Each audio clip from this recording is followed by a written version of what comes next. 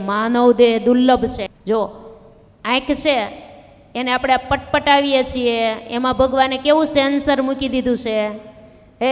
ટાણે ટાણે આમ ચા કરે કાંઈ આપણે નક્કી કરીએ છીએ કે આટલા વાગે મારે મટકું મારવાનું, આટલા વાગે આમ કરવાનું, એવું કોઈ નક્કી કર્યું છે?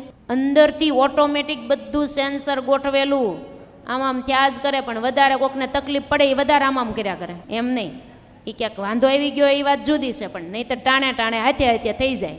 એ કંઈ આપણે યાદ ન રાખવું પડે કે હરલે મેં ઘણો સમય થઈ ગયો કંઈ ક્યારનું મેં મટકું નથી માર્યું, એવું યાદ કરવું પડે. આ ભગવાનનો મહિમા સમજવા માટેની વાત છે કે નહીં? તો કેવી ભગવાને કારીગરી. હજી જો ભગવાને પાપણના વાળ કોઈ દી મોટા થવા દે છે? માથાના વાળ વધે પણ પાપણના વાળ વધે નહીં. વધે તો શું થાત? તો હું બનત? ઉપાધિને પાર ન રહેત ને.